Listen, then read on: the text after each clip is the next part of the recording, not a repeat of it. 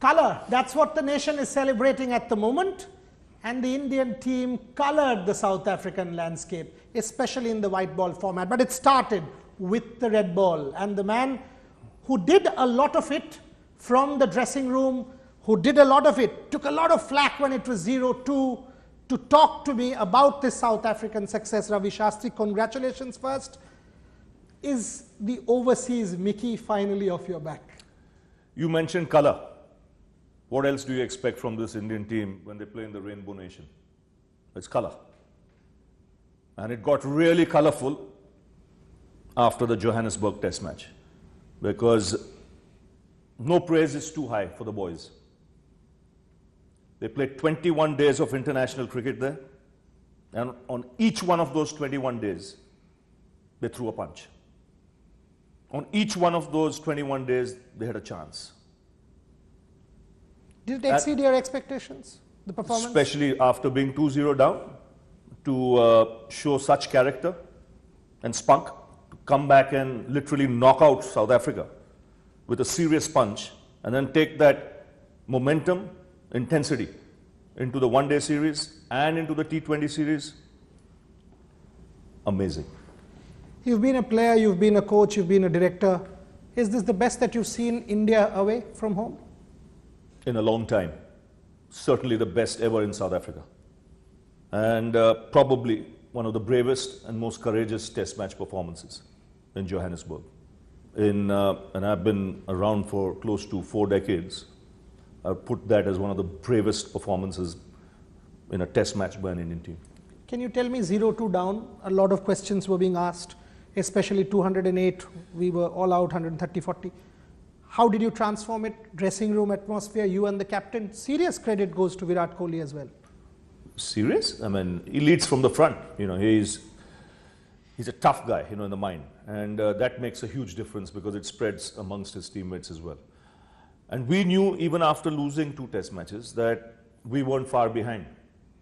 You know, people might say anything, people might write anything, people might want to say what they want, but we give 2 hoots. We are focused on our job. And when you went down sessions, 11 was playing 9. 11 sessions to South Africa, 9 to India after 2 test matches. So you knew you were in with a chance. 2 poor sessions cost us 2 test matches. So all we said is if we can have 2 really good sessions, we could probably win that last test match. And the good thing was we went into that last test match thinking only winning, no draw. And when we saw the track, you know, which was like a nice Persian carpet, we said we'll bat first. Yeah, can you tell me about that decision? Because we said get runs on the board. And, you know, when we all had a chat, the team management, including the captain, there were cracks on day 1. So we said, come day 4, even to get 140, 150 on that track will not be easy. So you take that gamble of batting first, being hard with yourselves in the first 3 hours of play, where, you know, you need to be tight and disciplined. And if you can get some runs on the board, even in any score in excess of 175, 180, you can say you've got the runs on the board and then put pressure on the opposition. And that's exactly what happened. 124 for 1, South Africa chasing 241. Was there any negative thought at that point in time in your mind watching from the dressing room? No negative thought, but surprised at the way the pitch behaved. Very surprised at the way the pitch behaved. Because when I touched the surface in the morning, it was wet. It was never wet on the 3 days prior to that. So don't ask me what happened, but it was wet. And then when the heavy roller was taken, hold on. It flattened out. Was it because of the rain, overnight rain? I don't know. I don't know, but it was wet. And when the roller was put on that, it flattened out. It behaved at its best for that 2 hours. For the first 3 hours, yeah. Yeah, it was flat. But when the sun came out, all we said after lunch, you know, just squeeze them in the next 15 overs or so till the new ball is due again. So 120 for 1, he said don't let them get past 160 in the next hour or so, hour and a half. And if you can do that, you still have an outside chance. But before that, wickets started falling and I mean, over. They were just brilliant. I mean, before you batted an eyelid, it was 2-1. I mean, to show that strength, 124 for one, Amla, that catch of Pandya, I mean, I can still visualize the wickets. That showed this Indian team means business overseas. I mean, the hunger was there. I mean, the captain's body language said it all. And you said it. The captain, not for 1 minute, not believe India would win. That was the difference. Even at 120 for 1, he believed that India could win. Even when they came in at tea time, he was very clear, we're winning this test match. And they were 3 down at that time. Yeah, 130, 30 odd for 3. 3. Very clear in his mind. So, when you have that kind of self-belief, then it's like I said, it's like a disease. It spreads amongst the other players. Ravi, you and I have spoken twice in the past. September we spoke when you had just taken over, and December of Christmas we spoke. You said Virat as a captain is right up there, and South Africa will test him as a skipper. Now, will you say he's at his best in terms of batsmanship and captaincy? I mean, he would have learned one heck of a lot, because this was a tough tour. Make no mistake about it. I've been going to South Africa since 1992.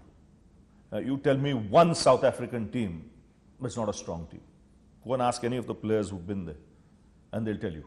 And when you look at this attack now, South African attack, it's as good as any attack in the world, especially in those conditions. So, to battle it out there, get the runs on the board, show the character, which you did in both the innings, to get the runs on the board, and then, take the 20 wickets. In fact, we took 60 on that tour. To take those 20 wickets and win, I thought was outstanding. And the boys deserve all the credit for that, because, you needed a mindset that was tough to win that last test in 4 days. And, the belief was so much there within the team that they could pull it off, that I wasn't one bit surprised when it actually happened. I was reading in social media and some of your talks that, there is this mindset in India. I wouldn't say no, that, some comments have been attributed to you saying people in India, oftentimes, they don't celebrate the wins as much, but when we lose, there is this.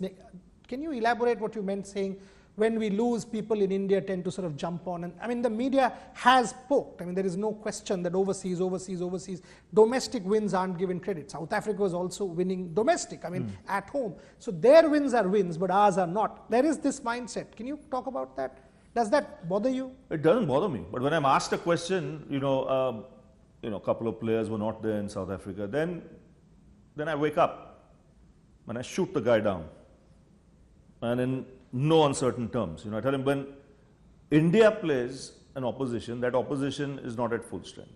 Or whichever opposition they play, they're weak. When India lose, no one will say India is weak. If you had lost the last T20 game, no one would have said Virat Kohli didn't play, that is why you lost the game. India lost. So, that's my point. And I'm not going to be bothered about it, because the results are there for everyone to see. And the boys have every right to enjoy this moment.